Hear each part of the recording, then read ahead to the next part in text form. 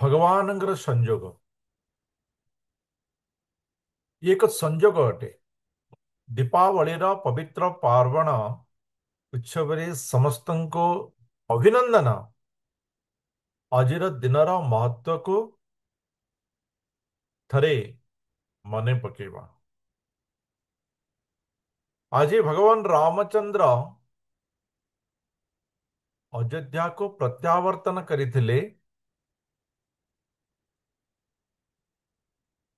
ଏବଂ ରାବଣକୁ ବଧ କରିସାରିବା ପରେ, ଆସୁରିକ ଗୁଣକୁ ବଧ କରିସାରିବା ପରେ,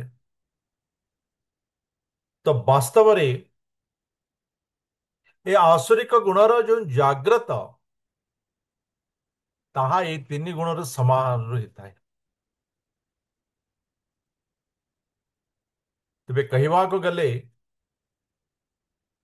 ବୋଧହୁଏ ଭଗବାନଙ୍କର ଇଚ୍ଛା ଥିଲା ଯେ ଆଜିର ଏହି ପବିତ୍ର ଦୀପାବଳି ଉତ୍ସବରେ ଆମେ ମଧ୍ୟ ନିଜ ଭିତରେ ଥିବା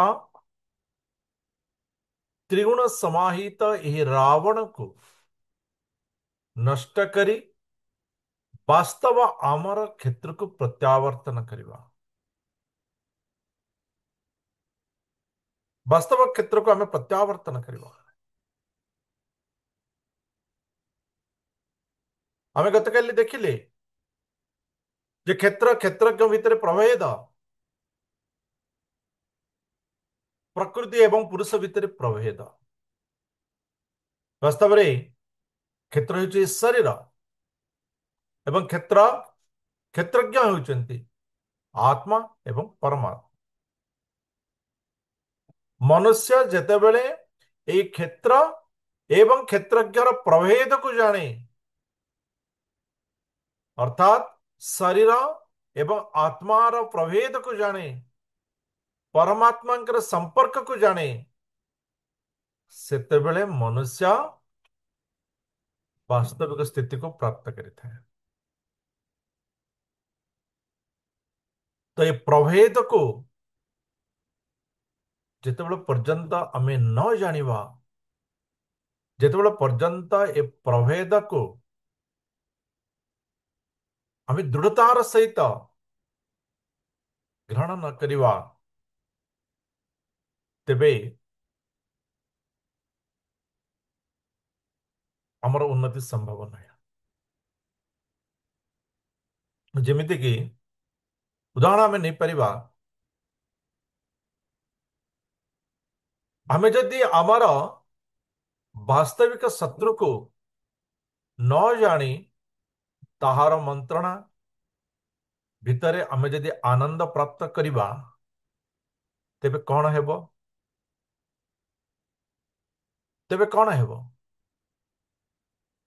ତେଣୁ ଆମେ ବାସ୍ତବିକ ଆମର ସ୍ଥିତିକୁ ଜାଣିବା ଦରକାର। ଯଦି ଆମେ କହିବା, ତେବେ ଏଠି ଗୋଟେ ବିଷୟକୁ ଆମେ ନେଇପାରିବା, ଆତ୍ମା ଏବଂ ଶରୀର ଉଭୟ ତ ଅଲଗା ଅଟେ। ଯେହେତୁ ଆତ୍ମା ଏବଂ ଶରୀରର ଉପାଦାନ ଅଲଗା ଅଟେ।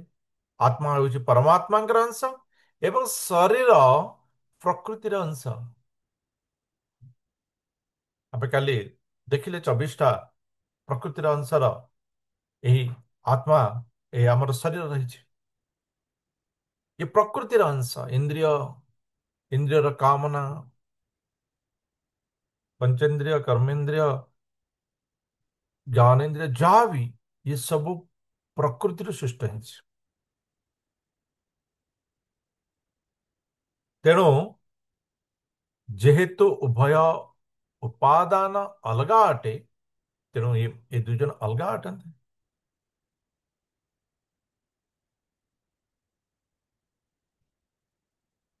ତେବେ ଏ ଦୁଇ ଜଣ ସମ୍ପର୍କରେ ଆସନ୍ତେ କେମିତି? ଯଦି ଦୁଇ ଜଣ ଯାକ ଉଭୟ ଅଲଗା, ତେବେ ଏମାନେ ସମ୍ପର୍କରେ ଆସନ୍ତେ କେମିତି? ଏବଂ କେଉଁ କାରଣରୁ ଏ ଆତ୍ମାଟା ବାରମ୍ବାର ବାରମ୍ବାର ଜନ୍ମ ନିଏ। ସେଇ ବିଷୟରେ ଆମେ ସମ୍ପୂର୍ଣ୍ଣ ରୂପେ ଅଜ୍ଞ ହେବା ଇଏ ନିତାନ୍ତ ଆବଶ୍ୟକ ଅଟେ। ଯେତେବେଳେ ପର୍ଯ୍ୟନ୍ତ ଆମେ ଶରୀର ଏବଂ ଆତ୍ମାର ପ୍ରଭେଦକୁ ନ ଜାଣିବା, ଇଏ ଜ୍ଞାନ ଯୋଗର ପ୍ରମୁଖ ଲକ୍ଷ୍ୟ ଅଟେ। ଇଏ ପ୍ରମୁଖ ଲକ୍ଷ୍ୟ ଅଟେ। ଆତ୍ମାର ପ୍ରଭେଦ ଶରୀରକୁ ଜାଣିବା ଏବଂ ଆତ୍ମା ପରମାତ୍ମାକୁ ଜାଣିବା, ଇଏ ହିଁ ହେଉଛି ଜ୍ଞାନ। ପ୍ରକୃତ ଜ୍ଞାନ ହେଉଛି ଇଏ। ବାକି ଆଉ ଆମେ ଯାହା କିଛି ଗ୍ରହଣ କରୁଛେ ସେ ସବୁ ହେଲା ସପୋର୍ଟିଂ ଜ୍ଞାନ ବା ଅଜ୍ଞାନ।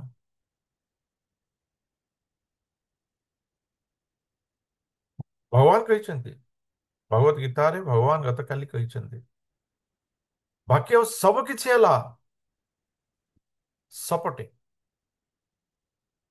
ଏବଂ ଏହି ଜ୍ଞାନ ଦ୍ୱାରା ଆମେ ଜ୍ଞେୟକୁ ପ୍ରାପ୍ତ କରିବା। ଜ୍ଞେୟ ମାନେ ବ୍ରହ୍ମକୁ ପ୍ରାପ୍ତ କରିବା। ଆତ୍ମା ଏବଂ ପରମାତ୍ମା, ବ୍ରହ୍ମ ପରମ ବ୍ରହ୍ମ ବା ଆତ୍ମା ପରମାତ୍ମାକୁ ପ୍ରାପ୍ତ କରିବା।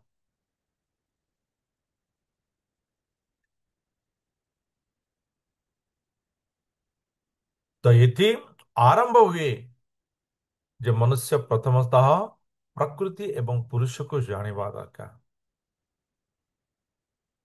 ପ୍ରକୃତି ବି ଭଗବାନଙ୍କର ସୃଷ୍ଟି, ପୁରୁଷ ବି ଭଗବାନଙ୍କର ସୃଷ୍ଟି। ଜୀବ ମାନେ ପୁରୁଷ ମାନେ ଜୀବ, ଇଏ ବି ଭଗବାନଙ୍କର ସୃଷ୍ଟି। ଯେହେତୁ ଉଭୟ ଭଗବାନଙ୍କର ସୃଷ୍ଟି ଅଟନ୍ତି, ତ ପ୍ରକୃତିର ପରିବର୍ତ୍ତନକୁ ଜୀବ ଅନୁଭବ କରିପାରେ। ଶୀତ ଆସିଲା, ଥଣ୍ଡା ଆସିଲା, ସୁଖ ଆସିଲା, ଦୁଃଖ ଆସିଲା, ଏହାକୁ ଅନୁଭବ କରିପାରେ। ସୁଖ ଆସିଲେ କହେ, ଦେଖ ମୁଁ କେମିତି କଲି, ମନେ ସୁଖ ଆଣିଲି। ସେ କିଛି କରିନି। ସେ କିଛି କରେନି। ଆମେ ବି ଅନୁଭୂତ କରିପାରିଥିବା ଯଦି ଭଲ ଭାବରେ ଆମେ ଟିକେ ଆଧ୍ୟାତ୍ମିକ ମନକୁ ନେଇ ଯଦି ଚିନ୍ତା କରିବା, ବେଳେ ବେଳେ ଆମକୁ ବହୁତ କିଛି ସୁଖ ପ୍ରାପ୍ତ ହେଇଛି ଯାହା ଆମର କଣ୍ଟ୍ରିବ୍ୟୁସନ ଜିରୋ। ଅନୁଭବ କରନ୍ତୁ, ଚିନ୍ତା କରନ୍ତୁ। ବେଳେ ବେଳେ ଆମକୁ ସେଇ ସୁଖ ପ୍ରାପ୍ତ ହେଇଛି ଯେଉଁଥିରେ ଆମର ସହଯୋଗିତା ସହଭାଗିତା ଶୂନ ଅଟେ। ଆମକୁ ତାହା ପ୍ରାପ୍ତ ହେଇଛି। ବେଳେ ବେଳେ ଆମର ଦୁଃଖ ବି ପ୍ରାପ୍ତ ହେଇଛି ଯେଉଁଥିରେ ଆମର ଲିପ୍ତତା ଶୂନ ଅଟେ। ଇଏ ପ୍ରକୃତିରୁ ଜାତ ହେଇଥାଏ। ଯେହେତୁ ଆମେ ପ୍ରକୃତି ସହିତ ସମ୍ପର୍କ ଅଛେ, ତେଣୁ ତାକୁ ଆମେ ଅନୁଭବ କରିପାରୁଛେ। ଶୀତ ହେଲା ଅନୁଭବ କରିପାରୁଛେ, ଗ୍ରୀଷ୍ମ ହେଲା ଅନୁଭବ କରିପାରୁଛେ। ଗ୍ରୀଷ୍ମଟାରେ ଆମେ ଏସି ଟେ ଲଗେଇ ଦଉଛେ, କହୁଛେ ବା ମୁଁ ବହୁତ କିଛି କରିଦେଲି। କଣ କରିଦେଲୁ? ଏପଟର ଥଣ୍ଡାଟାକୁ ନେଇକିରି ବାହାର ପଟେ ଗରମ କରିଦେଲୁ, ବାସ୍ ସରିଲା। ଆମର ଯେ ଏସି ଲଗା ହଉଛି, କଣ କରାଯାଏ? ଗୋଟେ ରୁମର ଗରମଟାକୁ ବାହାର କରି ସେଟା ବାହାର ପଟେ ସେ ଗରମକୁ ଛଡା ଯାଉଛି। ଗରମ ତ ନଷ୍ଟ ହଉନି। ଗରମ ନଷ୍ଟ ହଉନି, ପୁଣି ଗରମ ବଢୁଛି। ପୁଣି ଗରମ ବଢୁଛି। କେବଳ ନିଜ ପାଖରେ ଗୋଟେ ଏସି ଅଛି ତ ସେ ଥଣ୍ଡାଟାକୁ ଆମେ ମନେ କରୁଛେ, ବା ମୁଁ ଥଣ୍ଡା ପ୍ରାପ୍ତ କଲି, ମୁଁ ବହୁତ ସୁଖ ପ୍ରାପ୍ତ କଲି। କିନ୍ତୁ ବାସ୍ତବିକତା ସୁଖ ନୁହେଁ। ବର୍ତ୍ତମାନ ପରିବେଶବିତ ମାନେ କାନ୍ଦୁଛନ୍ତି ଯେ ଏସବୁ ଜିନିଷ ଦ୍ୱାରା ଆମର ପରିବେଶ ନଷ୍ଟ ହେଇଯାଉଛି, ଓଜୋନ ଲେୟର ବଢିଯାଉଛି। କେତେ ଦିନ ପରେ ଆଉ ଆମେ ଥଣ୍ଡା ହିଁ ପ୍ରାପ୍ତ କରିବା ନାହିଁ, ପୁରା ଗରମ ହିଁ ଗରମ ଆସିବ। ସୂର୍ଯ୍ୟ ଯୋଉ ଉତ୍ତାପକୁ ରୋକିବା ପାଇଁ ଯୋଉ ଶକ୍ତି, ସେ ଶକ୍ତି ନଷ୍ଟ ହେଇଯାଉଛି। ଆମେ ବି ଅନୁଭବ କରିଥିବା, ଯେଉଁ ସହରରେ ଟେମ୍ପରେଚର 30-40 ରହୁଥିଲା, ବର୍ତ୍ତମାନ 50 ଯାଇ ଗଲାଣି। କଣ କରିଦଉଛେ? କେତେ ଏସି ବଢିଛି ନା କମିଛି? ବଢିଛି, ପ୍ରଚୁର ମାତ୍ରାରେ ବଢିଛି। କିନ୍ତୁ ହେଉଛି କଣ? ପ୍ରକୃତିକୁ ଉଲ୍ଲଂଘନ କରିବାର ଶକ୍ତି ସାମର୍ଥ୍ୟ କାହାର ବି ନାହିଁ। କାହାର ବି ନାହିଁ। କେବଳ ଅପଚେଷ୍ଟା ଏବଂ ସେଥିରେ ନିଜର ହିଁ କ୍ଷତି। ନିଜର ହିଁ କ୍ଷତି। ସେଥିପାଇଁ ଆମର ଯୋଉ ସନାତନ ଧର୍ମ, କିଛି ଜଣ କହନ୍ତି ଏଥିରେ ବହୁତ ଜିନିଷ ଅଛି, ୟା କର, ସେୟା କର, ସେୟା ମାନ, ଏୟା ମାନ। ଇଏ ନୁହେଁ। ଏହା ମାନ ସେୟା ମାନ, ଆମକୁ ଯୋଉ କୁହାଯାଇଛି ଏଥିରେ ଆମର ଧର୍ମର ବିଚାର ରହିଛି। କେହି ହେଲେ ଆମ ଉପରେ କିଛି ବୋଝ ଲଦୁ ନାହାନ୍ତି। କିନ୍ତୁ ସେଇ ବିଷୟକୁ ମାନିବା ଦ୍ୱାରା ଆମର ସମାଜର, ରାଷ୍ଟ୍ରର ଏବଂ ପ୍ରକୃତିର ମଙ୍ଗଳ ହେଇଥାଏ। ପ୍ରକୃତିର ମଙ୍ଗଳ ହେଇଥାଏ। ବୃକ୍ଷ ଲଗେଇବା, ଏବେ ସବୁ କହୁଛନ୍ତି ବୃକ୍ଷ ଲଗାଅ, କଣ ଫରେଷ୍ଟ୍ରେସନ, ଏଫରେଷ୍ଟ୍ରେସନ, ତାପରେ ପରିବେଶ ଦିବସ ସବୁ ପାଳନ କରାଯାଉଛି। କିନ୍ତୁ ଇଏ ଆମର ଧର୍ମ ଭିତରେ ସମାହିତ ହେଇ ରହିଛି। ବୃକ୍ଷକୁ ସମ୍ମାନ ଦେବା, ବୃକ୍ଷ ଲଗେଇବା, ବୃକ୍ଷକୁ ପୂଜା କରିବା। ବୃକ୍ଷକୁ କାଟିବା ପୂର୍ବରୁ ଆମକୁ ବହୁତ ଚିନ୍ତା କରିବାକୁ ପଡୁଥିଲା। ତ ବାସ୍ତବରେ ପ୍ରକୃତିର ଯେଉଁ ବିଷୟ, ସେ ବିଷୟକୁ ଯେତେବେଳେ ପର୍ଯ୍ୟନ୍ତ ଆମେ ନ ବୁଝିପାରିବା, ଯେମିତି ଗୋଟେ ଡ୍ରାମା ଚାଲିଛି, ମୁଁ ବାରମ୍ବାର କହିଥାଏ, ଗୋଟେ ଡ୍ରାମା ଚାଲିଛି। ଡ୍ରାମାରେ ତ ଆମେ ବାହାରେ ବସି କାନ୍ଦୁଛେ, କେତେ କାନ୍ଦୁଛେ, ରୁମାଲ ଧରି ପୋଛି ଯାଉଛେ, ଆଖିରୁ ଯେମିତି ହେଲେ ଦୁଇ ଧାର ଲୁହ ତ ଡ୍ରାମାରେ ଛୁରୀ ଭୁଷି ଦଉଛି, ତାକୁ କାଟି ଦଉଛି, ପୁରା ମୁଣ୍ଡଟା ଛିନ୍ନ କରିଦଉଛି। ରାତିରେ ତ କେତେ ଜଣ ସ୍ୱପ୍ନ ଦେଖି ଭୟ ବି କରନ୍ତି ଡ୍ରାମା ଦେଖି। କିନ୍ତୁ ଯୋଉମାନେ ପ୍ୟାଣ୍ଡେଲରେ ଅଛନ୍ତି, ସେ ମ୍ୟାଜିସିଆନ ସହିତ ଡ୍ରାମା କରୁଛନ୍ତି, ସେମାନଙ୍କ ଭିତରେ କାହିଁକି କିଛି ପରିବର୍ତ୍ତନ ହଉନାହିଁ? ସେମାନଙ୍କ ଭିତରେ କାହିଁକି କିଛି ଦୁଃଖ ହେଉନାହିଁ? ଯଦି ସେମାନେ ବୁଝିପାରିଛନ୍ତି ଯେ ବାସ୍ତବିକ ଏସବୁ ହଉଛି ମାୟା। ତ ମାୟାକୁ ଯେତେବେଳେ ପର୍ଯ୍ୟନ୍ତ ଆମେ ନ ବୁଝିପାରିବା, ସେତେବେଳେ ପର୍ଯ୍ୟନ୍ତ ଆମେ ନିଜକୁ ପୁରୁଷ ବୋଲି ହିଁ ଭାବିବା, ନିଜକୁ ହିଁ କର୍ତ୍ତା ବୋଲି ଭାବିବା। ମୁଁ ଗଛ ଲଗେଇଛି, ତେଣୁ ଏଥିରେ ଫଳ ହେଇଛି, ଏ ଫଳ ମୁଁ ହିଁ ଖାଇବି। ପଡ଼ିଶା ଘର ଯଦି ନେଇଗଲା, ଠିକ ଅଛି, ଦରକାର ପଡ଼ିଲେ ମୁଁ ଗୋଟେ ଦେବି। କିନ୍ତୁ ସିଏ ଯଦି ଦୁଇଟା ନେଇଗଲା, ବୋଲେ ଅବସ୍ଥା ଢିଲା। କାହିଁକିନା ମୁଁ ଗଛ ଲଗେଇଛି ନା। କିନ୍ତୁ ମାଟି, ପାଣି, ପବନ, ସୂର୍ଯ୍ୟ, ଚନ୍ଦ୍ର, ଖରା, ଉତ୍ତାପ, ଆଲୋକ, ପବନ, ଏସବୁ କିଏ ଦେଇଛି? ସେ କେବେ ଚିନ୍ତା କରୁନି। ଏସବୁ ତ ଫ୍ରିରେ ମିଳୁଛି, କେବେ ଚିନ୍ତା କରିନି ସେ, କେବେ ବି ଚିନ୍ତା କରିନି। ତେଣୁ ମନୁଷ୍ୟ ଏ ତିନି ଗୁଣର ମାୟାରେ ସ୍ଥିତ ହେଇ, ମାୟାକୁ ଉପଭୋଗ କରି ସେ କଣ କରିଥାଏ ନା, ବାହ, ମୁଁ କେତେ ଆନନ୍ଦ ପ୍ରାପ୍ତ କରୁଛି। ଏବଂ ଯଦି ନ ମିଳିଲା, ଭଗବାନଙ୍କର ଦୋଷ, ଭଗବାନ ମତେ ଦେଲେ ନାହିଁ। କିନ୍ତୁ ବାସ୍ତବିକ ये ପ୍ରକୃତି ତାହାର କର୍ମ ଅଟେ। ମନୁଷ୍ୟ ଜିଜ୍ଞାସା କରିଥାଏ, ପ୍ରକୃତି ପ୍ରଦାନ କରିଥାଏ। ଏଠି ଆମେ ଗୋଟେ ଚିତ୍ର ଦେଖିପାରୁଥିବା, ଜଣେ କାମ କରୁଛି ଆଉ ଜଣେ କାମ କରୁଛି। ଯିଏ କାମ କରୁଛି ସେ ଭାବୁଛି ଯାହା ହଉ ମୁଁ ଆଜି କିଛି କାମ କଲି, ରୋଜଗାର କରିଦେଲି। ଏବଂ ଯିଏ କାମ କରୁଛି ସେ କହୁଛି ବା, ମୁଁ ବହୁତ ବଡ଼, ମୁଁ ତାକୁ କାମ କହିଲେ ସେ କାମ କରୁଛି, ମୁଁ ତାକୁ କାମ କରେଇ ଦଉଛି, ମୁଁ ବହୁତ ବଡ଼। ଏ ମାଲିକ ଭାବୁଛି ମୁଁ ମାଲିକ, ଏବଂ ସିଏ କହୁଛି ଯାହା ହଉ ମୁଁ ରୋଜଗାର କଲି, ମୋର ଦକ୍ଷତା ରହିଛି, ମୁଁ ଧନ ଅର୍ଜନ କରିନେଲି। କିନ୍ତୁ ବାସ୍ତବରେ ଏମାନେ ଯେମିତିକି ସଖୀ କଣ୍ଢେଇ, କଣ୍ଢେଇ ନାଚ ଆଗେ ହେଉଥିଲା, ଯେମିତିକି ସୂତା ଲାଗିଥିବ ସବୁ କଣ୍ଢେଇରେ, ଏବଂ ଉପରେ ଜଣେ ଆଙ୍ଗୁଠି ହଲାଇ ତାକୁ ନଚଉଥିବେ, ଏବଂ ତଦ୍ୱାରା ସେ କଣ୍ଢେଇ ଯାକ ବହୁତ ମାନେ ବଢିଆ ନାଚ କରୁଥିବେ, ମାନେ ନାଟକ କରୁଥିବେ, ରଜା ନାଟକ ଇତ୍ୟାଦି ଇତ୍ୟାଦି ନାଟକ କରନ୍ତି। ଆଗରୁ ଏସବୁ ଚାଲିଥିଲା, ବର୍ତ୍ତମାନ ଏବେ ପ୍ରାୟ ଦେଖାଯାଉ ନାହିଁ। ତ ସେଇ ପ୍ରକାର ଆମେ ଏଠି ଦେଖୁଥିବା, ଏମାନଙ୍କୁ ବି ରସି ଲାଗିଛି, ଏମାନଙ୍କୁ ବି ନଚଉଛନ୍ତି। କିଏ ନଚଉଛନ୍ତି? ଏଠି ତିନିଟା ଦେବୀ ଅଛନ୍ତି, ଆମେ ଦେଖିପାରୁଥିବା। ସତ୍ୱଗୁଣ, ରଜଗୁଣ, ତମଗୁଣ। ଯିଏ ହଳଦିଆ ପୋଷାକ ପିନ୍ଧିଛନ୍ତି ସେ ହେଉଛନ୍ତି ସତ୍ୱଗୁଣୀ ଦେବୀ, ଏବଂ ରଜଗୁଣୀ ଦେବୀ ଲାଲ, ଏବଂ ତମଗୁଣୀ ଦେବୀ ଡାର୍କ ବ୍ଲୁ। ଏମାନେ କଣ କରନ୍ତି? ମଣିଷକୁ ନଚାନ୍ତି। ଏମାନେ ଯେମିତି ନାଚନ୍ତି, ମନୁଷ୍ୟ ସେମିତି ନାଚିଥାଏ। ତେବେ ଏ ତିନି ଜଣ ଦେବୀ କିଏ? ଏମାନେ ସୃଷ୍ଟି କିଏ କରିଛି? ନା ସ୍ୱୟଂ ଭଗବାନ କରିଛନ୍ତି। ସ୍ୱୟଂ ଭଗବାନ କରିଛନ୍ତି। ଆମେ କଣ କରୁଛେ? ତ ଜଣେ ପଚାରିଲେ ଯେ ଭଗବାନ ଏ ଗୁଣ କାହିଁକି ସୃଷ୍ଟି କରିଛନ୍ତି? କରିବାର ସିନା ମଣିଷ ବାନ୍ଧି ହଉଛନ୍ତି, ସୃଷ୍ଟି କାହିଁକି କରିଛନ୍ତି? ଭଗବାନ ଏଥିପାଇଁ ସୃଷ୍ଟି କରିଛନ୍ତି ଯେହେତୁ ଆମେ କାନ୍ଦିଲେ। ଆମେ କାନ୍ଦିଲେ ନା, ପ୍ରଭୁ ଦେଖିଲେ ନା ତାର କେମିତି ପୁଅଟା କେତେ ବଡ ଚାକିରି କଲାଣି, ମତେ ମଧ୍ୟ ଗୋଟେ ପୁଅଟେ ଦିଅନ୍ତେନି।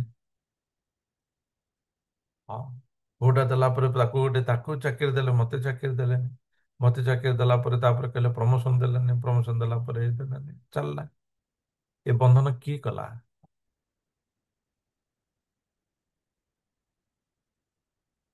ଆମେ ଯେକୌଣସି ବିଷୟରେ ଯଦି ଚିନ୍ତା କରିବା, ଆମେ ହିଁ ମାଗିଛେ। ଆମର ଜିଜ୍ଞାସା, ଜିଜ୍ଞାସାର ତ କାରଣରୁ ଆମେ ଶରୀରଟେ ପ୍ରାପ୍ତ କରିଛେ ନା। ଜିଜ୍ଞାସାର କାରଣ ତ ଆମେ ଜନ୍ମ ନେଇଛେ ନା। ଏବଂ ସେଇ ଜିଜ୍ଞାସାକୁ ପରିପୂର୍ଣ୍ଣ କେମିତି ହବ? ଜିଜ୍ଞାସାକୁ ଆମେ କହୁଛେ କି ଫିଲ୍ମ ଦେଖିଲେ ଆମର ମାନେ କଣ ହୁଏ? ମାଇଣ୍ଡ ଫ୍ରି ହୁଏ, ଲୋକମାନେ କହନ୍ତି। ପିଲାମାନେ କହନ୍ତି ଫିଲ୍ମ ଦେଖିଲେ ମାଇଣ୍ଡ ଫ୍ରି ହୁଏ, ଅଶ୍ଳୀଳ ଗୀତ ଶୁଣିଲେ ମାଇଣ୍ଡ ଫ୍ରି ହୁଏ,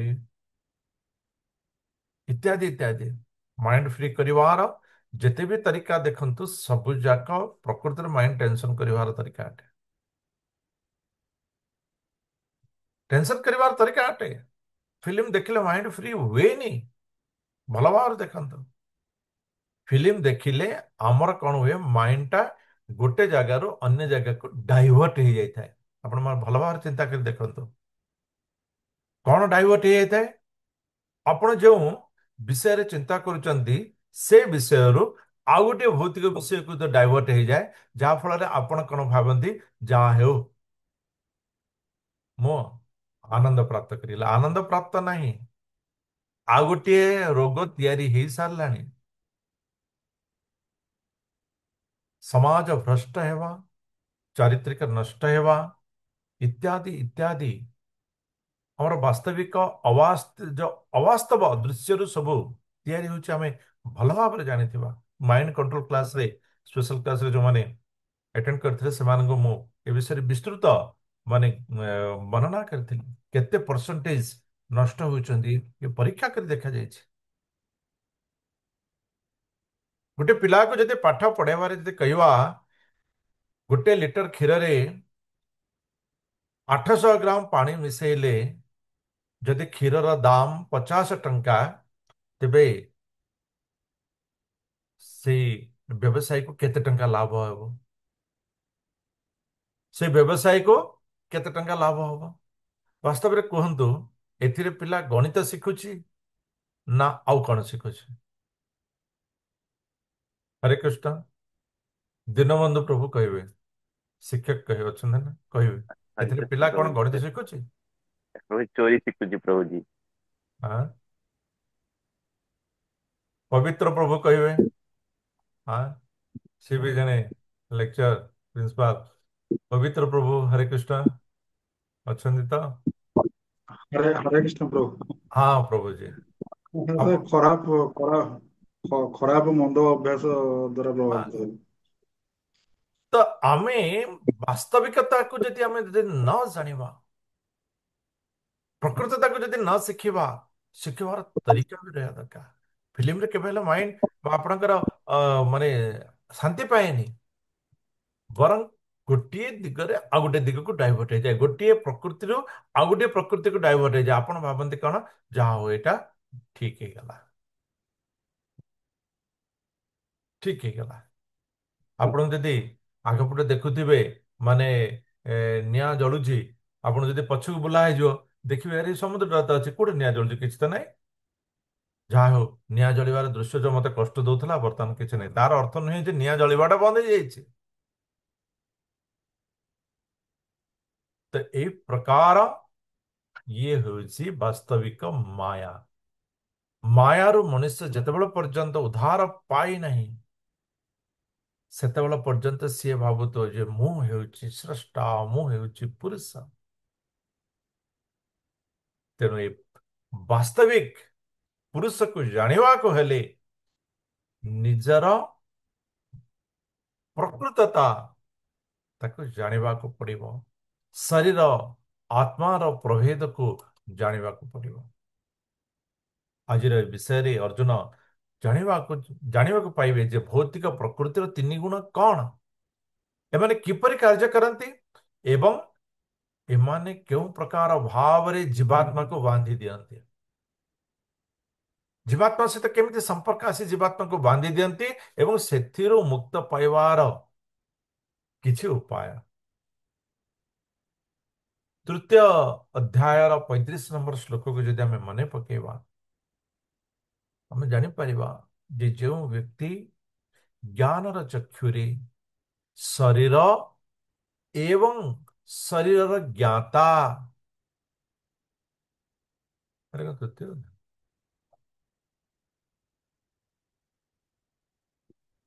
କ୍ଷମା କରିବେ, ଏଟା ତୃତୀୟ ନାହିଁ, 13 ନା ଗତ ଅଧ୍ୟାୟର ଯେଉଁମାନେ ବ୍ୟକ୍ତିମାନେ କ୍ଷେତ୍ର କ୍ଷେତ୍ର ଜ୍ଞେୟମ୍ ଏବଂ ଅନ୍ତରମ୍ ଜ୍ଞାନ ଚକ୍ଷୁଷା ଭୂତ ପ୍ରକୃତି ମୋକ୍ଷଂ ଚେ ଯେ ବିଦୁର୍ଜାନ୍ତି તે પરમ, ଏଟା ଗତ ଅଧ୍ୟାୟର 35 ଶ୍ଲୋକ। ଯେଉଁ ବ୍ୟକ୍ତିମାନେ ଜ୍ଞାନ ଚକ୍ଷୁରେ ଶରୀର ଏବଂ ଶରୀରର ଜ୍ଞାତା, କ୍ଷେତ୍ର ଏବଂ କ୍ଷେତ୍ରଜ୍ଞ ୟାର ପ୍ରଭେଦକୁ ଜାଣନ୍ତି, ସେମାନେ ହିଁ ଭୂତ ପ୍ରକୃତିରୁ ମୁକ୍ତ ପାଇବାର ଚିନ୍ତା କରିପାରନ୍ତି। ଆମେ ତ ଜାଣିଲେ ତ ସେ ଭିତରୁ ମୁକ୍ତ ପାଇବା। ଆମେ ଯଦି ଆମ ଶତ୍ରୁଟାକୁ ନ ଜାଣିବା, ଶତ୍ରୁର ମାୟାରୁ କ'ଣ ଆମେ ଖସି ପାରିବା? ସିଏ ଯେମିତି କଥା କହୁଥିବ, ଆରେ ରେ ତୋର ଘର ଭଲ ନାହିଁ, ତୋର ଇଏ ନାହିଁ, ତୋ ବାପା, ସିଏ କେମିତି ଅସୁବିଧା ନାହିଁ, ମୁଁ ତୋତେ ସହଯୋଗ କରିବି, ଆଜିକାଲି ଇତ୍ୟାଦି ଇତ୍ୟାଦି ଯୋଉ ମାନେ ଥାର୍ଡ ପାର୍ଟି ଯୋଉ ଘର ଭିତରେ କରନ୍ତି ନା, ମୁଁ ସେ ବିଷୟରେ ଉଦାହରଣ ଦେବାକୁ ଯାଉଛି। ଯେତେବେଳେ ପର୍ଯ୍ୟନ୍ତ ମନୁଷ୍ୟଟା ନ ଜାଣିବ ଯେ ମୋର ଘର, ମୋର ପରିବାର, ମୋର ପିତାମାତା ଏବଂ ବାହାରର ଏମାନଙ୍କ ଭିତରେ ଯଦି ପ୍ରଭେଦଟାକୁ ନ ଜାଣିବ, ଆମେ ତ ଆ କଥାରେ ହିଁ ଭାସୁଥିବା। ତ ମାୟା ବି ସେଇୟା ହିଁ କରିଥାଏ। ମାୟା ସେଇୟା ହିଁ କରିଥାଏ। ଆରେ ମନ୍ଦିରରେ ଯିବୁ ଟିକେ ଆନନ୍ଦ ପାଇବୁ ନା। ମନ୍ଦିରକୁ ମଣିଷ କ'ଣ ପାଇଁ ଯାଆନ୍ତି? ଗଲେ ଟିକେ ଆନନ୍ଦ ପ୍ରାପ୍ତି ମିଳେ, ଦୁଃଖ ଟିକେ ଭୁଲିଯାଏ, ଆନନ୍ଦ। ଆରେ ମନ୍ଦିରରେ ଯିବୁ, ଯେତିକି ଆନନ୍ଦ ପାଇବୁ, ତୁ ଆସେ ଫିଲ୍ମ ଦେଖେ। ମନ୍ଦିରରେ ଯିବୁ, ଆନନ୍ଦ ପାଇବୁ, ଏ ପୂଜା କର, ସେ ପୂଜା କର, ସେ ପୂଜା କର, କେତେ ବନ୍ଧନ ଭିତରେ ବାନ୍ଧି ହବୁ। ବାସ୍ ଫିଲ୍ମ ଦେଖିଲୁ, ଆନନ୍ଦ ପାଇଲୁ, ଘଣ୍ଟାଟେ, ବାସ୍, ଆଉ କିଛି ନାହିଁ। ସେଥିପାଇଁ ଆସ ଫିଲ୍ମ ଦେଖେ। କେତେ ମଜା କଥା, କେତେ ଆନନ୍ଦଦାୟକ କଥା। ବସିବେ, ପୂଜା କରିବେ, ଚନ୍ଦନ କରିବେ, ଧୂପ କରିବେ, ଦୀପ କରିବେ, ପ୍ରସାଦ କରିବେ, କେତେ କରିବେ, କିଛି ନାହିଁ। ବାସ୍ ଟିଭି ଆଗରେ ଆରାମରେ ଶୋଇକିରି ଦେଖିଲେ, ଘଣ୍ଟାଟେ ଦେଖିଲେ, କେତେ ଆନନ୍ଦ ମିଳିଲା। ସାଙ୍ଗେ ସାଙ୍ଗେ ମଣିଷ ଆନନ୍ଦ ପ୍ରାପ୍ତ କରିଗଲା। ମଣିଷ କେଉଁଠି ଗ୍ରହଣ କରିବ? ଧଡ଼ାଧଡ଼ ସେଠି ଗ୍ରହଣ କରିନିଏ, କିନ୍ତୁ ବୁଝେ ନାହିଁ ଯେ ବାସ୍ତବରେ ସେ ଆନନ୍ଦ ନାହିଁ, ମାୟାର ବନ୍ଧନରେ ବାନ୍ଧି ହେଇଗଲାଣି। ବାସ୍ତବରେ ଭଗବତ ଜ୍ଞାନରେ ପ୍ରକୃତରେ ପୂଜା ପୂଜା ନୁହେଁ, ସିଏ ତାହାର ଜୀବନର ପ୍ରକୃତ ରାସ୍ତାକୁ ଯାଉଛି, କିନ୍ତୁ ଏହା ଦ୍ୱାରା ରାସ୍ତାରୁ ସିଏ ଅଲଗା ବାଟରେ ଯାଉଛି। ମଣିଷ ଏହି ପ୍ରଭେଦକୁ ନ ଜାଣିବା ପର୍ଯ୍ୟନ୍ତ ସେ କେମିତି ଟିଭିଟା ଛାଡ଼ିବ? ତେଣୁ ମଣିଷ ଯେତେବେଳେ ଶରୀର ଏବଂ ଶରୀରର ଜ୍ଞାତା व ଆତ୍ମା, ଶରୀର ଏବଂ ଆତ୍ମାର ପ୍ରଭେଦକୁ ନ ଜାଣିବ, ସେତେବେଳେ ପର୍ଯ୍ୟନ୍ତ ସିଏ ପ୍ରକୃତିରୁ ମୁକ୍ତ ହେବାର ପ୍ରଶ୍ନ ହିଁ ଉଠୁନାହିଁ। ଏବଂ ଏହା କେବଳ ଜ୍ଞାନ ଚକ୍ଷୁରେ ହିଁ ପ୍ରାପ୍ତ ହେଇପାରିବ ଏବଂ ଜ୍ଞାନ ଦ୍ୱାରା ପ୍ରାପ୍ତ ହେଇପାରିବ। ତେଣୁ ଜ୍ଞାନ ଯୋଗ ପ୍ରଦାନ କରାଯାଇଛି। ଭଗବାନ କହୁଛନ୍ତି, ଅର୍ଜୁନ ପରଂ ଭୂୟ ପ୍ରବକ୍ଷ୍ୟାମି ଜ୍ଞାନାନାଂ ଜ୍ଞାନମୁତ୍ତମଂ ଯଜ୍ଞାତା ମୁନୟଃ ସର୍ବେ ପରାଂ ସିଦ୍ଧି ମିତୋ ଗତା। ଗତକାଲିର କହିବା ପରଠାରୁ ଆଜି ଭଗବାନ କହୁଛନ୍ତି, ଅର୍ଜୁନ, ମୁଁ ତୁମକୁ ସର୍ବୋତ୍ତମ ଜ୍ଞାନ କହିବି। ପରମ ଜ୍ଞାନ, ଜ୍ଞାନ, ଇଏ ପରମ ଜ୍ଞାନ ବର୍ଣ୍ଣନା କରାଯାଇଛି। ମୁଁ ଆଗରୁ ମଧ୍ୟ ଆମେ ପରମ ବିଷୟ ବହୁତ ଥର ଶୁଣିଛେ। परम ब्रह्म, परम ब्रह्म माने सर्वोच्च, ତାହାଠାରୁ ଆଉ କିଛି ପରମ ନାହିଁ। ପରମ ଗତି ମାନେ ସର୍ବୋଚ୍ଚ ଗତି, ତାଠାରୁ ଆଉ ଅଧିକ ଗତି କିଛି ନାହିଁ। ଇଏ ହେଉଛି ପରମ ଜ୍ଞାନ। ଏହି ଜ୍ଞାନ ଠାରୁ ଆଉ ଉର୍ଦ୍ଧ୍ୱକୁ କିଛି ଜ୍ଞାନ ନାହିଁ। ଏହି ଜ୍ଞାନ ଠାରୁ ଆଉ ଉର୍ଦ୍ଧ୍ୱକୁ କିଛି ଜ୍ଞାନ ନାହିଁ। କାହିଁକି ଏ ପରମ ଜ୍ଞାନ?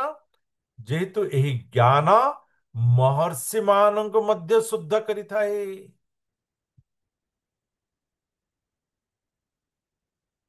ମହର୍ଷି ମହର୍ଷି ଲୋକ ମାନେ ସ୍ୱର୍ଗ ଠାରୁ ବହୁତ ଉର୍ଦ୍ଧ୍ୱରେ, ସ୍ୱର୍ଗ ଲୋକ ଠାରୁ ବହୁତ ଉର୍ଦ୍ଧ୍ୱରେ। ମନୁଷ୍ୟ ସ୍ୱର୍ଗ ପାଇବା ପାଇଁ ଚେଷ୍ଟା କରିଥାନ୍ତି, ସ୍ୱର୍ଗ ମତେ ପ୍ରାପ୍ତ ହେବ। ସ୍ୱର୍ଗ ଠାରୁ ବହୁତ ଉର୍ଦ୍ଧ୍ୱରେ ମହର୍ଷି ଲୋକ, ଆହୁରି ଶୁଦ୍ଧତା। ବ୍ରହ୍ମ ଲୋକର ପରେ ପ୍ରଥମ ଲୋକ ହଉଛି ମହର୍ଷି ଲୋକ। ସେହି ସ୍ଥାନରେ ଥିବା ବ୍ୟକ୍ତିମାନେ ମଧ୍ୟ ଏହି ପରମ ଜ୍ଞାନ ଦ୍ୱାରା ପବିତ୍ର ହେଇଥାନ୍ତି। ଅର୍ଥାତ୍ ଏ ଭୌତିକ ଜଗତରେ ସମସ୍ତେ ଏ ମାୟା ଭିତରେ ବନ୍ଧନ ରହିଥାନ୍ତି ଏବଂ ସର୍ବୋଚ୍ଚ ଭୌତିକ ଜଗତର ସର୍ବୋଚ୍ଚ ସ୍ଥାନ ହେଲା ମହର୍ଷି ଲୋକ। ଏବଂ ମହର୍ଷି ଲୋକର ବ୍ୟକ୍ତିମାନେ ମଧ୍ୟ ଏହି ଜ୍ଞାନକୁ ମନେ ପକାନ୍ତି ଯେ ମାୟା ମାୟା ମାୟା ମାୟା ମାୟା, ଏବଂ ମାୟାକୁ ଜାଣି ସେ ଭିତରୁ ମୁକ୍ତି ହେଇ ରହିଥାନ୍ତି। ସେ ଭିତରୁ ସେମାନେ ମୁକ୍ତି ହେଇଥାନ୍ତି। ଯେହେତୁ ଇଏ ମହର୍ଷି ଲୋକ ମଧ୍ୟ ପବିତ୍ର କରିଥାଏ, ମହର୍ଷି ମାନଙ୍କୁ ମଧ୍ୟ ପବିତ୍ର କରିଥାଏ, ତେଣୁ ଇଏ ହେଉଛି ପରମ ଜ୍ଞାନ। ଇଏ ହେଉଛି ପରମ ଜ୍ଞାନ।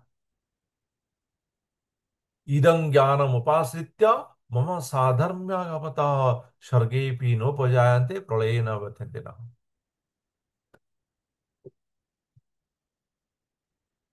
ମହର୍ଷି ଲୋକମାନେ ପବିତ୍ର ହୁଅନ୍ତି, ତ ପବିତ୍ର ହେଇ ଆଗକୁ ବଢନ୍ତି, ତ କଣ ପ୍ରାପ୍ତ କରନ୍ତି? ଏହି ଜ୍ଞାନ ଦ୍ୱାରା ସେମାନେ ଏ ମାୟାର ସର୍ବୋଚ୍ଚ ସ୍ଥିତିରୁ ମଧ୍ୟ ମୁକ୍ତ ହେଇ ସେମାନେ ମତେ ପ୍ରାପ୍ତ କରନ୍ତି। ମହର୍ଷି ଲୋକ ପରେ ଭଗବାନଙ୍କର ସାନ୍ନିଧ୍ୟ ପ୍ରାପ୍ତ କରାଯାଇଥାଏ। ତ ଭଗବାନଙ୍କର ସାନ୍ନିଧ୍ୟ ପ୍ରାପ୍ତ କରିବା ପାଇଁ ମହର୍ଷି ଲୋକ ହେଉଛି ୱେଟିଂ ରୁମ୍।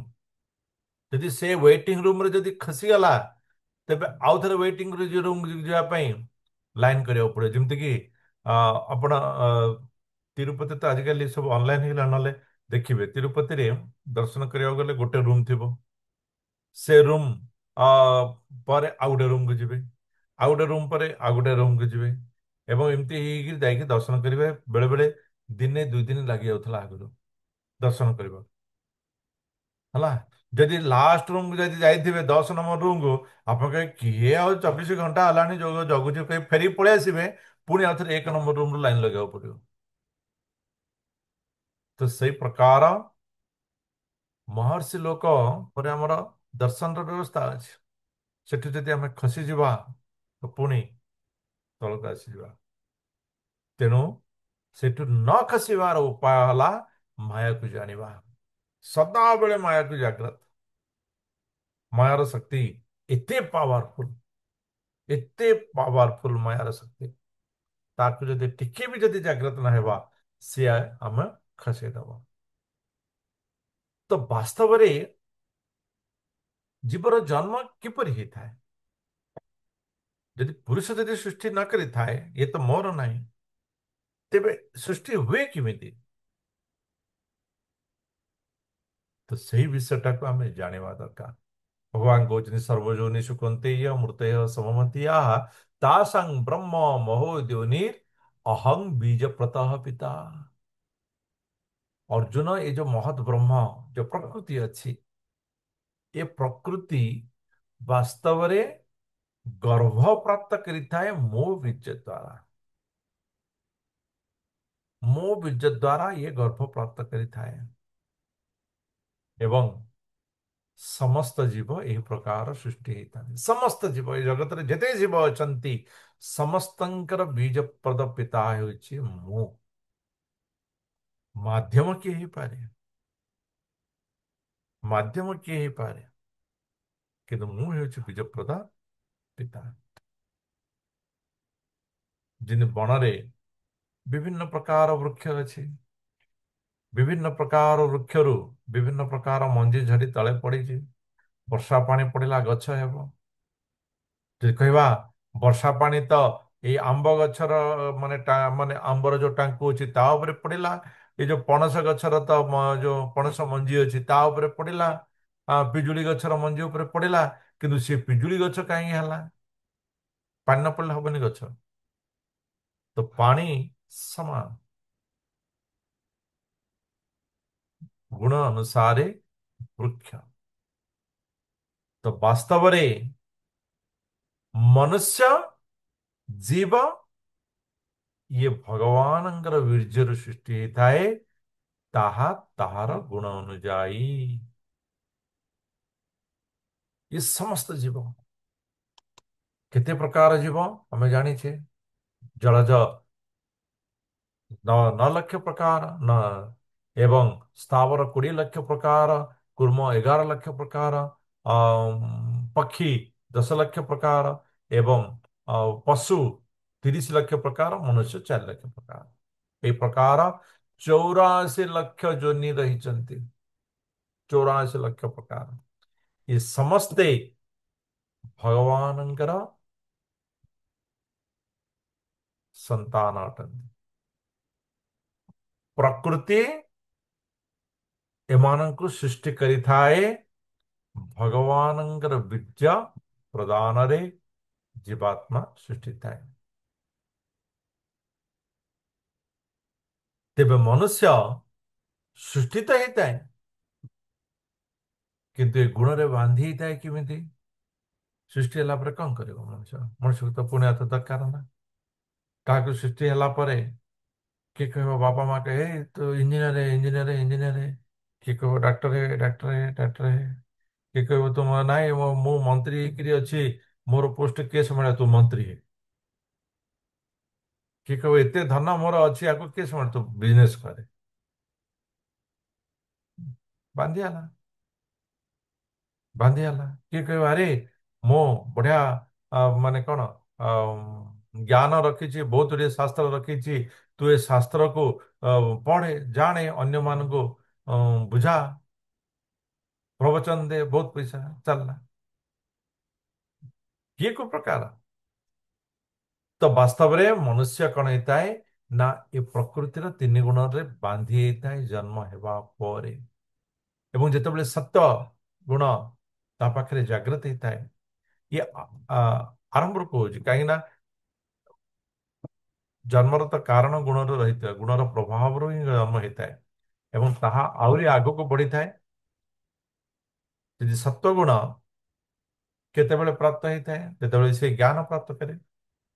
ଜ୍ଞାନ ପ୍ରାପ୍ତ କରିବାଟା ଠିକ, କିନ୍ତୁ ଜ୍ଞାନ ପ୍ରାପ୍ତ କରିବା ପରେ ଯେଉଁ ତାର ପ୍ରକାଶ ହେଇଥାଏ, ଏ ଯୋଉ ପ୍ରକାଶର କାରଣରେ ସେ ଯେଉଁ ଲୋକେ ତାକୁ କହିବେ ବା ବା ବହୁତ ବଢିଆ ହେଲା, ବା ନିଅନ୍ତୁ ଆପଣ ମତେ ଏତେ ଜ୍ଞାନ ଦେଲେ, ଆପଣ ଦକ୍ଷିଣା ନିଅନ୍ତୁ, ଧନ ମିଳିଲା। ଧନ ମିଳିଲା ପରେ ସେ ଆରମ୍ଭ କରିଦେଲା ପରେ ଆରେ ଇଏ 100 ଟଙ୍କା ଦେଲା, ସେ ତ 1000 ଟଙ୍କା ଦେଲା। ତ ସେଇଠି ଭଲ ତାକୁ ଡାକେ, ତୁ ଆଉଥରେ ଶୁଣିବୁ ପୁରା ପ୍ରବଚନ ମୁଁ ଶୁଣିବି, ଆଉ 1000 ଦବୁ। ସରିଲା ସରିଲା। ଦିନେ ଦିନେ ବାନ୍ଧି ହେଲା ଯେ 1000 ଟଙ୍କା, ତାପରେ ଆଉ 2000 ଦେଲା, ଇଏ 1000 ବୁଲିଗଲା, 2000 ପାଖକୁ ଚାଲିଲା। ତ ବେଳେ ବେଳେ ଜ୍ଞାନ ମଧ୍ୟ ମଣିଷକୁ ବାନ୍ଧି ଦେଇଥାଏ। ଜ୍ଞାନ ମଧ୍ୟ ମଣିଷକୁ ବାନ୍ଧି ମାନେ ମାୟା ଏତେ ପ୍ରଭାବିତ, ଏତେ ଶକ୍ତିଶାଳୀ। ଭଗବାନଙ୍କର ସୃଷ୍ଟିରେ ସବୁଠାରୁ ଅଧିକ ଶକ୍ତିଶାଳୀ ହଉଛି ମାୟା। ସୁଦର୍ଶନ ଚକ୍ର ଠାରୁ ବହୁ ଗୁଣରେ ଶକ୍ତିଶାଳୀ ହଉଛି ମାୟା। ସୁଦର୍ଶନ ଚକ୍ର ଠାରୁ ବହୁ ଗୁଣରେ ଶକ୍ତିଶାଳୀ ହଉଛି ମାୟା। ସୁଦର୍ଶନ ଚକ୍ର ତ ଥରେ ଗଲା ମାରିଦେଲା ମଣିଷକୁ, ସେ ତ ସ୍ୱର୍ଗ ପ୍ରତି ହେଇଯିବ କମ ସେ କମ। କିନ୍ତୁ ମାୟା ମଣିଷକୁ ନର୍କ ହିଁ ଦବ। ମାୟା ମଣିଷକୁ ନର୍କ ହିଁ ଦବ। ଜଣେ କହିବ ମୁଁ ମନ୍ଦିରକୁ ଯାଉଛି, ମନ୍ଦିରକୁ ଗଲେ ମଧ୍ୟ ବନ୍ଧନରେ ବାନ୍ଧି ହେଇଯିବ। ଥରେ ଗଲା ମନ୍ଦିରକୁ, ଦିଥର ଗଲା ମନ୍ଦିରକୁ, 3 ଥର ଗଲା ମନ୍ଦିରକୁ, ତାପରେ ଯେତେବେଳେ କି ମାନେ ବର୍ଷେ, ଇଏ ଗୋଟେ ସତ୍ୟ ଘଟଣା ମୁଁ କହୁଛି, ଜଣେ ବର୍ଷେ କାଳ ମନ୍ଦିରକୁ ଗଲା, କିଛି ନାହିଁ। ସେ ଆସିଲା ଗୋଟେ ଜାଗାରେ ଚାକିରି ପାଇଲା। ଚାକିରି ପାଇଲା ପରେ ସେ ମନ୍ଦିରକୁ ଯାଉଥିଲା ଏବଂ ସେଠି ବି ଆସିଲା, ମନ୍ଦିରକୁ ଗଲା, ପ୍ରତିଦିନ ମନ୍ଦିରକୁ ଯାଏ। ତାର କାମ ମନ୍ଦିରକୁ ଯିବ ମୁଣ୍ଡିଆଟେ ମାରିବ ଆସିବ, ମନ୍ଦିରକୁ ଯିବ ମୁଣ୍ଡିଆଟେ ମାରିବ ଆସିବ। ସିଏ ଯାହା ହଉ ମହାପ୍ରଭୁଙ୍କୁ ଟିକେ ଠାକୁରଙ୍କୁ ଟିକେ ଜପ ଟିକେ କରିକି ଯାହା କରିକି ଆସେ। ଅଧଘଣ୍ଟେ 15 ମିନିଟ୍ ଚାଲିବ ଚାଲିବ ଚାଲିବ ଚାଲିବ। ବର୍ଷେ 1.5 ବର୍ଷ ଗଲା, ତାପରେ ସେ ମନ୍ଦିରର କମିଟି ତିଆରି ହେଲା ଏବଂ ସମସ୍ତେ କହିଲେ କି ସେ ଲୋକଟା ସବୁଦିନ ମନ୍ଦିରକୁ ଆସୁଛନ୍ତି, ତାକୁ କଣ କରିବା ଆମ ମନ୍ଦିରର ଟ୍ରେଜରର କରିଦେବା। ତାକୁ କଣ କଲେ ଟ୍ରେଜରର କରିଦେଲେ। ସିଏ ମନା କଲା, ବୋଲେ ନାଇଁ ନାଇଁ, ମୁଁ ଟ୍ରେଜରର ହବାର ନାହିଁ। ନାଇଁ ନାଇଁ, ତମେ ରହିବ ମନ୍ଦିର ଦେଖ, ମନ୍ଦିରକୁ ଆସୁଛ, ମନ୍ଦିର ମୁଣ୍ଡିଆ ମାରୁଛ, ଠାକୁର ଅଛନ୍ତି, ତମେ ଯଦି ଠାକୁରଙ୍କ ବିଷୟ ନ ବୁଝିବ କିଏ ବୁଝିବ। ଟ୍ରେଜର ହେଇଗଲା। ଟ୍ରେଜରର ହେଲା ପରେ ଧୀରେ ଧୀରେ ଧୀରେ ଧୀରେ ସେ ଯୋଉ ପ୍ରତିଦିନ ଆଉ ମନ୍ଦିରକୁ ଯାଉଥିଲା, ଖାଲି ମାନେ ଠାକୁରଙ୍କୁ ଟାଟା ବାଇ ବାଇ କରିବାକୁ ହିଁ ସମୟ ମିଳିଲା। ଧୀରେ ଧୀରେ ସେତିକି ବି ବନ୍ଦ ହେଇଗଲା। ମନ୍ଦିରର ଥଳିଟା ଧରି ବୁଲିଲା, କିନ୍ତୁ ବାସ୍ତବିକତା ବନ୍ଦ ହେଇଗଲା। ଅର୍ଥାତ୍ ଯୋଉ ସଂସ୍କାର ସେ ପ୍ରାପ୍ତ କରୁଥିଲା, ସେ ସଂସ୍କାରଟା ବନ୍ଦ ହେଇଗଲା। ତାର ପରିଣତି ଯାହା ହେଇଥିବ ବୁଝୁଥିବେ ଆପଣ।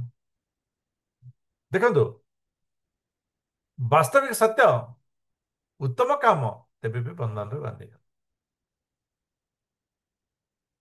ରଜଗୁଣ ଇଏ ମଣିଷର ଇଚ୍ଛାରୁ ଭଲ ଖାଇବି, ଭଲ ପିନ୍ଧିବି, ଆରାମରେ ରହିବି, ଏଇସ୍ କରିବି, ବହୁତ କିଛି ଇଚ୍ଛା। ପିଲାମାନଙ୍କର ବି ବହୁତ ଇଚ୍ଛା ସେତେ, ଏହା ଖାଇବିନି, ସେୟା ଖାଇବି, ସେୟା ଖାଇବି, ସେୟା ଖାଇବି, ଏମିତି ଖାଇବି, ସେମିତି ଖାଇବି, ସେମିତି ରୁଚିରେ ଖାଇବି, ଏମିତି ରୁଚିରେ ଖାଇବି, ଏମିତି ପିନ୍ଧିବି, ଏ କରିବି। ତ ଏ ଯୋଉ ଇଚ୍ଛାର କାରଣରୁ କଣ ହେଇଥାଏ ନା ଅସୀମ ତୃଷ୍ଣା। ଅସୀମ ତୃଷ୍ଣା। ମତେ ଯଦି ମୋ ରୁଚିରେ ଖାଇବାର ଅଛି, ତ ମୋ ରୁଚିର କିଛି ଲିମିଟେସନ ଅଛି? କିଛି ବି ନାହିଁ। କିଛି ବି ନାହିଁ। ଆମେ ଯାହା ଦେଖିବି, ଯାହା ରୁଚିରେ ଖାଇବାର ଅଛି ନା, ସେ ଯାହା ଦେଖିବି ସେୟା ଖାଇବାକୁ ଇଚ୍ଛା ହବ, ସେୟା ଖାଇବାକୁ ଇଚ୍ଛା ହବ। ସେଥିପାଇଁ ରୁଚିକୁ ନଷ୍ଟ କରିବାର ଅଛି। ଯାହା ଭଗବାନଙ୍କ ରୁଚି, ସେ ରୁଚିରେ ଆମେ ଆଗକୁ ବଢିବାର ଅଛି। ଯଦି ନ ଦବା, ସମ୍ପୂର୍ଣ୍ଣ ରୂପେ ଯଦି ଆମେ ଇଣ୍ଡିପେଣ୍ଡେଣ୍ଟ ହେଇଯିବା, ମୋର ଯାହା ଇଚ୍ଛା ମୁଁ ତାହା ଖାଇବି, ତେବେ ଆମେ ଅଖାଦ୍ୟ ପ୍ରତି ଆଗ୍ରହ ହବାଟା ଏ ନିଶ୍ଚିତ ଅଟେ, ଯେହେତୁ ମାୟା ଅଛି। ଏବଂ ଅସୀମ ତୃଷ୍ଣା, ये असीम तृष्णा मनुष्य को कौन करता है ना सकाम कर्म रे बांधी देता है। आमदानी आठने खर्चा रूपे हैं। यदि आमदानी अधिक माने कम थिबो एवं तृष्णा अधिक थिबो, से कौन करियो मनुष्य? सकाम कर्म आहुरी किछ कर्म करिवे, रोजगार करिवे, केमती रोजगार करिवे। जन जन देखिथिबे चाकरी भी करुथिबे, संध्यारे आसिले बिजनेस करुथिबे। एमिति भी अछंती, काहेकि ना आवश्यक धन आवश्यक। खाइबा पीवा, जने आ, जने बड़ा भक्त जने ସିଏ ସର୍ଭିସ କରୁଛନ୍ତି, ତାଙ୍କର ସ୍ତ୍ରୀ ସର୍ଭିସ କରୁଛନ୍ତି, ତାଙ୍କର ଦୁଇ ପୁଅ ସର୍ଭିସ କରୁଛନ୍ତି। ମୁଁ କହିଲି କି ଆପଣ ଦୁଇ ଜଣ ଭିତରୁ କମ ସେ କମ ଜଣେ ଛାଡି ଦଉନାହାନ୍ତି। ଘରେ ଠାକୁରଙ୍କ ସେବା କରିବା, ଏ କରିବା, ଆ, ସୁବିଧା ହେବ। ଆପଣ କହୁଛନ୍ତି ଠାକୁରଙ୍କ ସେବା କରିବାକୁ ଟାଇମ ମିଳୁନି, ଇଏ ହଉନି। ନାଇଁ ନାଇଁ, ଆଉ ତ ମୋର ରହିଲା 12ଟା ବର୍ଷ, 12ଟା ବର୍ଷ ପରେ ଛାଡ଼ିଦେବି ଆଉ। ଦେଖନ୍ତୁ, ଘରେ ମାନେ 4 ଜଣ ସର୍ଭିସ, କେହି ବି ପୁଅ ବି ବାହା ହେଇନାହାନ୍ତି, 2 ଜଣ ଯାକ ବି ସର୍ଭିସ, ମାନେ ତାଙ୍କ ଘରକୁ ଆ, ମାସକୁ 8 ଲକ୍ଷ ଟଙ୍କା ମାନେ ଘରକୁ ଆସୁଛି। ସବୁଠୁ କମ ଇଏ ପାଉଛନ୍ତି 1 ଲକ୍ଷ ଟଙ୍କା। ମୁଁ କହିଲି 1 ଲକ୍ଷ ଟଙ୍କା ତିଆରି କରିଦିଅନ୍ତୁ। ନାଇଁ, ତ ଇଏ ଅସୀମ ପ୍ରାପ୍ତ କରିବାର ଇଚ୍ଛା, ତ ଇଏ ହଉଛି ରଜଗୁଣ। ତମ ଗୁଣୀ ଇଏ ଅଜ୍ଞାନତାର ଜାତ ହେଇଥାଏ। ବାସ୍ତବରେ ସେ କଣ କରିବା ନ କରିବା ଉଚିତ ସେ ଜାଣିନଥାଏ, କିଛି ଜାଣିନଥାଏ। ବାସ୍ତବିକ କର୍ମ ତାର କଣ ଜନ୍ମ, କଣ ପାଇଁ ସେ ମାନେ ଯୋଉଟା କି ଜ୍ଞାନ ତା ପାଖରେ ସମ୍ପୂର୍ଣ୍ଣ ରୂପେ ଶୂନ, ଅଜ୍ଞାନ। ଅର୍ଥାତ୍ ଶରୀର ଏବଂ ଆତ୍ମା ଆର ପ୍ରଭେଦକୁ ଜାଣିବା କଣ, ଶରୀରକୁ ହିଁ ଜାଣିବାକୁ ରାଜି ନୁହେଁ, କି ଆତ୍ମାକୁ ଜାଣିବାକୁ ରାଜି ନୁହେଁ, କି ଭଗବାନଙ୍କୁ ଜାଣିବାକୁ ରାଜି ନୁହେଁ, କି ପ୍ରକୃତି କି ଜାଣିବାକୁ ରାଜି ନୁହେଁ। ସେ କିଛି ବି ଜାଣେ। ଇଏ ହଉଛି ଅଜ୍ଞାନ। ଏ ଅଜ୍ଞାନ ବ୍ୟକ୍ତି ସେ କଣ କରିଥାଏ ନା ବାସ୍ତବରେ ସିଏ ଆଳସ୍ୟ ରହିଥାଏ। ଜୀବନ ଆମେ ଜନ୍ମ ନେଇଛେ ଆଳସ୍ୟ ରହିବା, ଯେମିତି ମୁଁ କହିଲି ଭଗବାନଙ୍କର ଏ ସବୁ ବନ୍ଧନରେ ବାନ୍ଧି କିଏ କରିବ। ଆଜି ଏଇଆ ପୂଜା କର, ଜନ୍ମାଷ୍ଟମୀ ହେଲା, କାଲି ନନ୍ଦ ଉତ୍ସବ ହେଲା, ତାପରେ ଆସିଲା ରବିବାରକୁ ରବିବାର ସତ୍ସଙ୍ଗ ହେଲା, ଆଜି ଆଉ ପ୍ରବଚନ ହେଲା, କାର୍ତ୍ତିକ ମାସ ହେଲା, ସନ୍ଧ୍ୟାରେ ଦୀପ ଦିଅ। କେତେ ସୁନ୍ଦର ମ୍ୟାଚ୍ ଦଉଛି, ସନ୍ଧ୍ୟାରେ ଛାଡିକି ଦୀପ ଦେବା ପାଇଁ ଯିବାକୁ ବାଧ୍ୟ। ଏକାଥରେ 30ଟା ଦୀପ ଦେଇଦେଲେ ହବନି? କାର୍ତ୍ତିକ ପୂର୍ଣ୍ଣିମା ଦିନ ଜଣେ କହିଲେ, ପ୍ରଭୁ ସବୁଦିନ ଗୋଟେ ଗୋଟେ ଦୀପ ଦବା ସମ୍ଭବ? ସନ୍ଧ୍ୟାବେଳେ କେତେବେଳେ ମାନେ ଟିକେ ମାନେ କୁଆଡେ ଯାଇ ହଉନି କି, ଖେଳି ହଉନି କି, ବୁଲି ହଉନି କି, ଟିଭି ଟିକେ ଦେଖି ହଉନି, ସମାନ 6ଟା ହେଲେ ବୋଲେ ଦୀପ ଦିଅ। ଏ 6ଟାରୁ 7ଟା ସବୁଦିନ ସିଆଡେ ପଳେଇବାକୁ ପଡୁଛି। 30ଟା ଏକ ଦୀପ ପ୍ରଥମ ଦିନ ଦେଇଦବୁ, ନହେଲେ କାର୍ତ୍ତିକ ପୂର୍ଣ୍ଣିମା ତ ଭଲ ଦିନ, ସେଇ ଦିନ ଦେଇଦେଲେ ହବନି? ଦେଖନ୍ତୁ, ମାନେ ମଣିଷର ଅଜ୍ଞାନ, ଏ ଅଜ୍ଞାନ କାରଣରୁ ଏ ଚିନ୍ତନା ଆସୁଛି। ପ୍ରତିଦିନ ये ଆମର जो ଅଭ୍ୟାସ, ଏ ଅଭ୍ୟାସ ଆମକୁ ଏକ ଆନନ୍ଦ ଦେଇଥାଏ। ଆପଣ କାର୍ତ୍ତିକ ମାସ ସରିଗଲା ପରେ ଅନୁଭବ କରିବେ, ଯେତେବେଳେ ମାର୍ଗଶିର ମାସରେ ବା ସନ୍ଧ୍ୟା ହେଇଗଲେ ଆପଣଙ୍କୁ ମାନେ ଗୋଟେ ଅଲଗା ଅଲଗା ଲାଗିବ। ଆରେ କେତେ ସୁନ୍ଦର ଭାବରେ ମୋ ଭଗବାନଙ୍କୁ, ସେ ଦାମୋଦରଙ୍କୁ ଗୋଟେ ଦୀପ ଦଉଥିଲେ, କେତେ ଆନନ୍ଦ ପାଉଥିଲେ। ତ ସେ ଅନୁଭବ ଆସିବ, କିନ୍ତୁ ଅଜ୍ଞାନ ବ୍ୟକ୍ତିକୁ ଏ ତ ଆସିବ ନାହିଁ। ଏବଂ ଏ ବ୍ୟକ୍ତି କଣ କରିଥାଏ ନା ଆଳସ୍ୟ ପ୍ରମାଦରେ ସଦାବେଳେ ବାନ୍ଧି ହେଇଥାଏ। ମନୁଷ୍ୟର ମନଟା ବାବା ବହୁତ ହେଇଗଲାଣି। ମନୁଷ୍ୟର ମନ ଅ, ସଦାବେଳେ ଟାଣି ହେଉଥାଏ। ଯଦି ସତ୍ୱଗୁଣ ଆଡେ ଯଦି ଅଧିକ ଟାଣି ହେଲା, ତେବେ ମନୁଷ୍ୟ କଣ ହେଇଥାଏ ନା ତାର ସମସ୍ତ ଦ୍ୱାର ଜ୍ଞାନ ଦ୍ୱାରା ବିକଶିତ ହେଇଥାଏ। ଏବଂ ରଜତ ଦ୍ୱାରା ଯଦି ଟାଣି ହେଲା ମନ, ତେବେ ବିଭିନ୍ନ ପ୍ରକାର ଆସକ୍ତି, ଲୋଭ, ସାଂସାରିକ ସୁଖ ପ୍ରତି ଆଗ୍ରହ ଏ ଭିତରେ ବାନ୍ଧି ହେଇଥାଏ। ଏବଂ ଯଦି ତମ ଗୁଣ ଯଦି ତାର ମନ ଟାଣିଗଲା, ତେବେ ସେ ଅଜ୍ଞାନ, ନିଷ୍କ୍ରିୟତା ଇତ୍ୟାଦିରେ ସଦାବେଳେ ଅ, ବାନ୍ଧି ରହିଥାଏ ଏବଂ ସେ ଭିତରେ ସିଏ ସଦାବେଳେ ଗତି କରୁଥାଏ।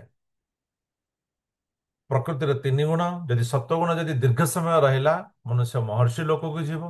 ରଜଗୁଣ ଦୀର୍ଘ ସମୟ ରହିଲେ ସେ ଭୂଲୋକ, ଏବଂ ତମ ଗୁଣ ଦୀର୍ଘ ସମୟ ଯଦି ରହିବ, ମନୁଷ୍ୟ ପଶୁ ଯୋନିରେ ଜନ୍ମ ହେବ। ତେଣୁ ଗୁଣ ମଧ୍ୟ ଆମ ଉପରେ ଦୀର୍ଘ ସମୟ ରହିବା ଆମକୁ ପ୍ରଭାବିତ କରିଥାଏ। ସତ୍ୱଗୁଣ ବ୍ୟକ୍ତି ସେମାନେ ଊର୍ଦ୍ଧ୍ୱଗାମୀ ହୁଅନ୍ତି। ଆମେ ଭୂଲୋକରେ ରହିଛେ, ଆମର ଉପରକୁ ଆହୁରି ଯୋଉ ଲୋକ ରହିଛି, ଭୂ ଲୋକ, ସ୍ୱର୍ଗ ଲୋକ, ମହର୍ଲୋକ, ଜନଲୋକ, ତପଲୋକ, ମହର୍ଷି ଲୋକ, ଏ ପ୍ରକାର ଊର୍ଦ୍ଧ୍ୱକୁ ଯାଆନ୍ତି।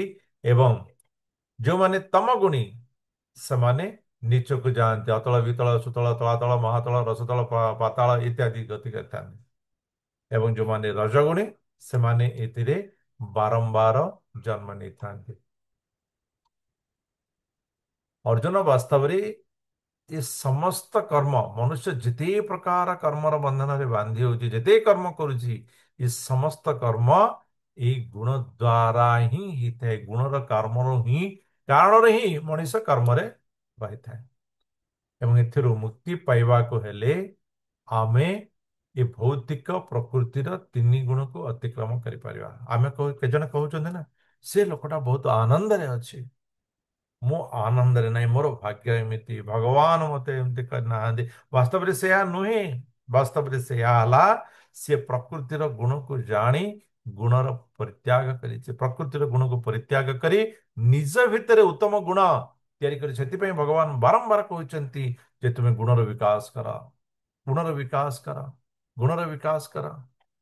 ଗୁଣର ବିକାଶ ଯଦି ନ କରିବା, ଆମର ଭକ୍ତି ହେଉ, ଜ୍ଞାନ ହେଉ, ଇଏ ସ୍ଥିରତା ପ୍ରାପ୍ତ କରିପାରିବ ନାହିଁ। ଇଏ ସ୍ଥିରତା ପ୍ରାପ୍ତ କରିପାରିବ ନାହିଁ।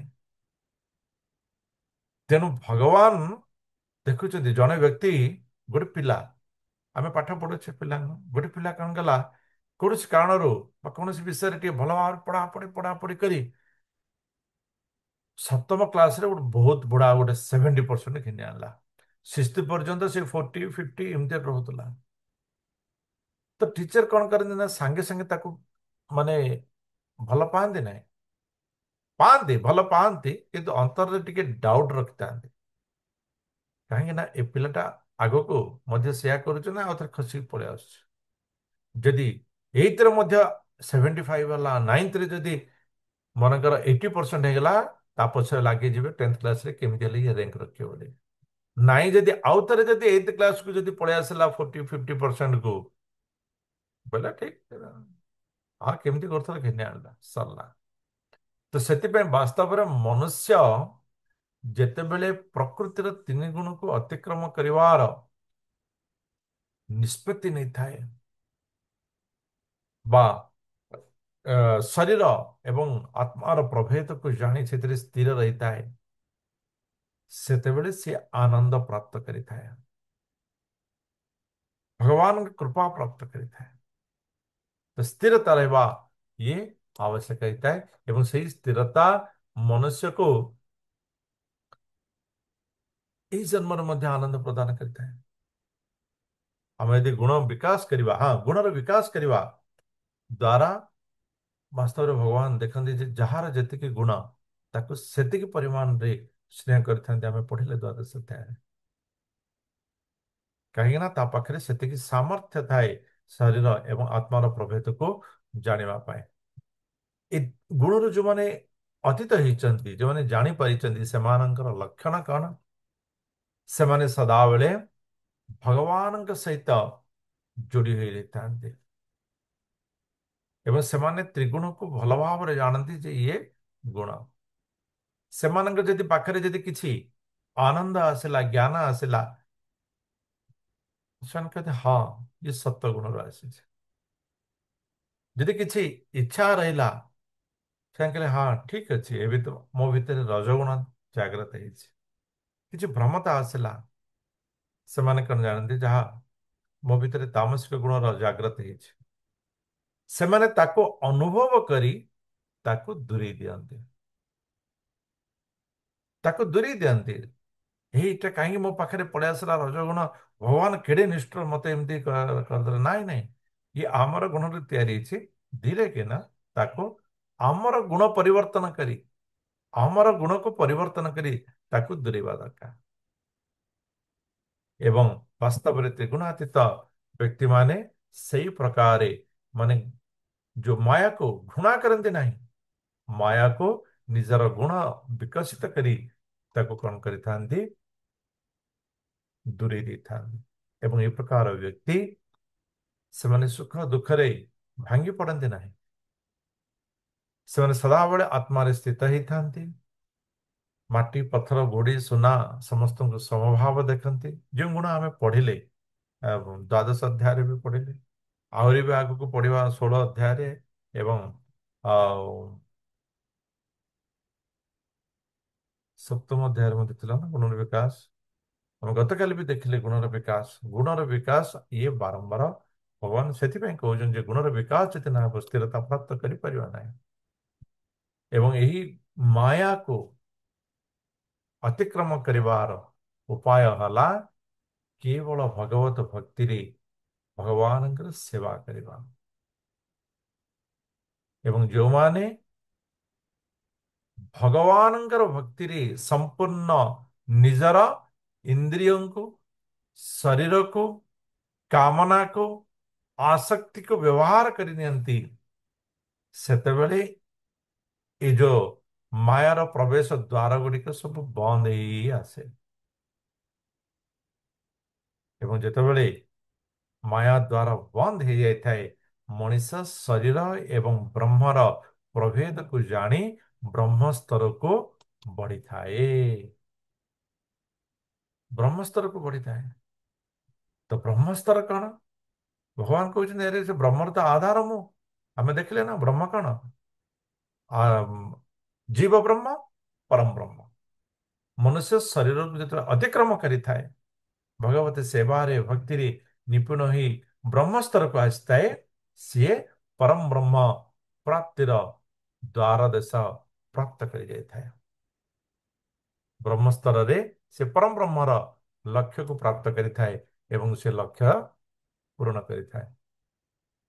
ତ ଏ ପ୍ରକାର ମନୁଷ୍ୟ ଯେତେବେଳେ ମାୟାକୁ ଜାଣିପାରିବ, ସେତେବେଳେ ସିଏ ମାୟାରୁ ଅତୀତ ହେବାର ପ୍ରଚେଷ୍ଟା କରିବ ଏବଂ ନିଜକୁ ଯୋଉ ପୁରୁଷ ବୋଲି ଅନୁଭବ କରୁଛି ସେଥିରୁ ସିଏ ମୁକ୍ତ ହେବ।